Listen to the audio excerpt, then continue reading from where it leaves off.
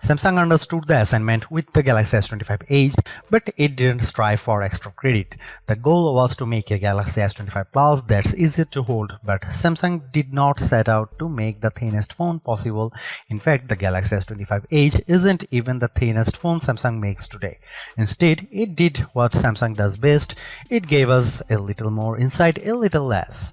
The Galaxy S25 Edge is a very good phone and it feels like something unique compared to every other phone I have reviewed.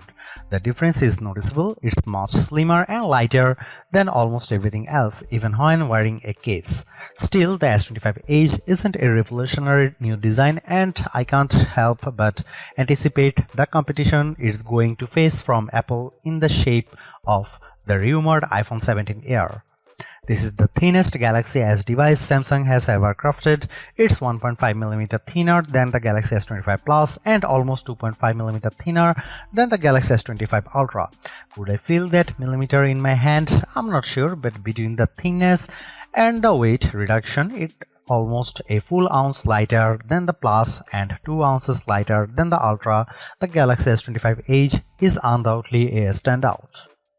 The Galaxy S25 Edge isn't the phone for you if you want the thinnest phone possible. It's the phone for you if you want a Galaxy S25 Plus but wish it were easier to hold. It's the Galaxy S25 Ultra minus the extra bits that you wouldn't use. Like the S Pen stylus, it's not something totally new, but it's a better option for the right buyer.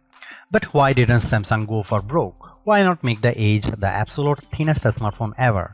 The Galaxy Z Fold 6 is 5.6mm thin when it's unfolded.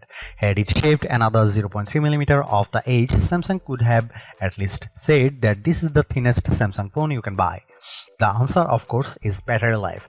The Galaxy Z Fold 6 is super thin, but the battery is split between the two halves. Each half of the Galaxy Z Fold 6 packs only about 2200 mAh of battery life, which a lot less than 3800 mAh battery the Galaxy S25 Edge offers.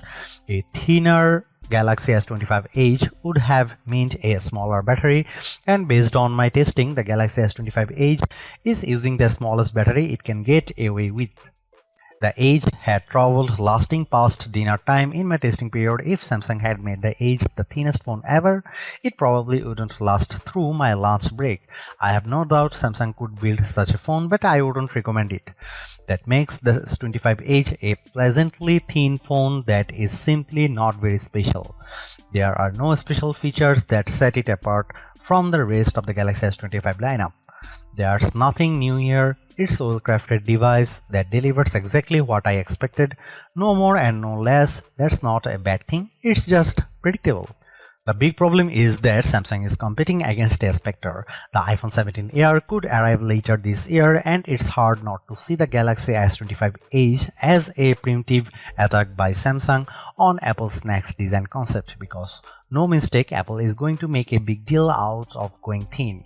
Apple is going to pretend it invented the millimeter. If and when Apple launches an iPhone Air in September, it will act like thinness is the biggest design innovation since the capacitive touchscreen. All other specs be damned, and I think Apple will be willing to shrink the battery and cut back on cameras even more severely than Samsung.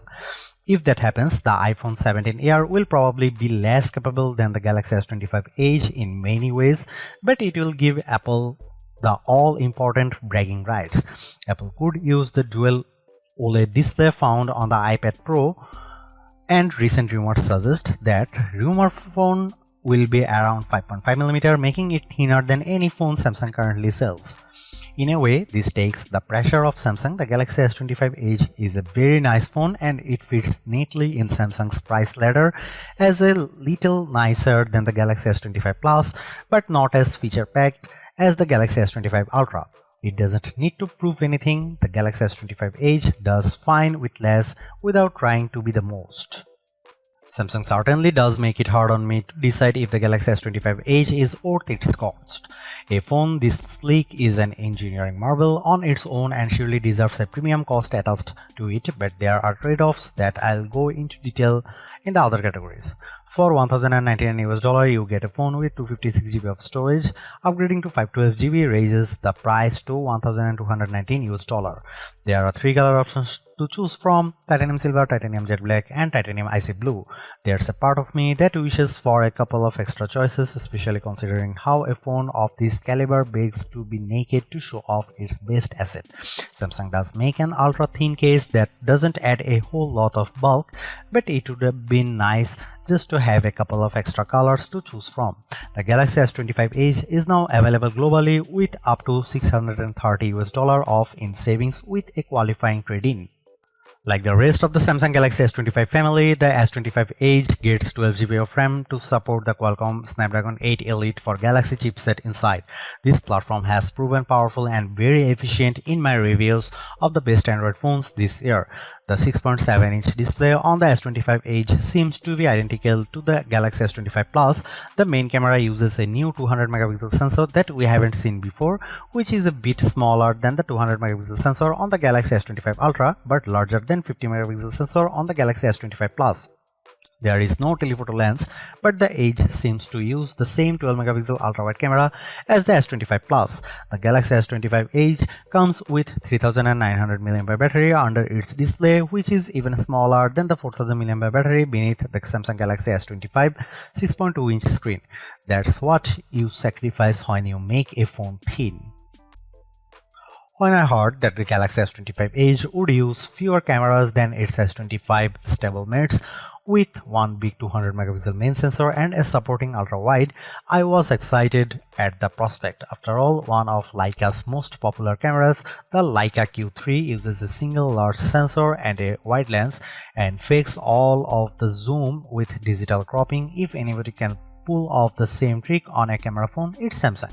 Nope, I'm disappointed to say the cameras are fine but not groundbreaking.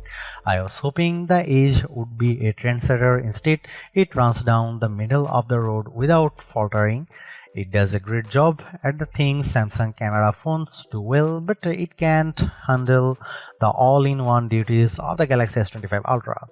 There are no surprises with the Galaxy S25 Edge cameras. The main camera uses a 200MP sensor with a wide lens, and that sensor is a bit smaller than the 200MP sensor on the Galaxy S25 Ultra. No surprise then that the Ultra is still the best Samsung camera phone in more ways than one. Here are some camera samples of the Samsung Galaxy S25 Edge.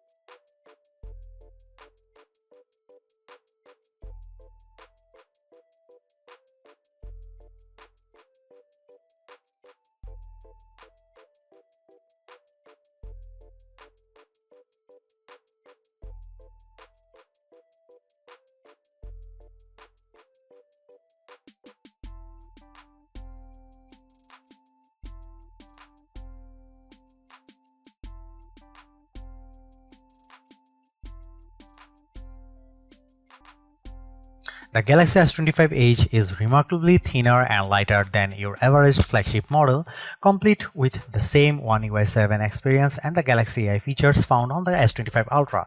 But despite its impressive design, the Galaxy S25 Edge's biggest shortcoming is its battery life performance.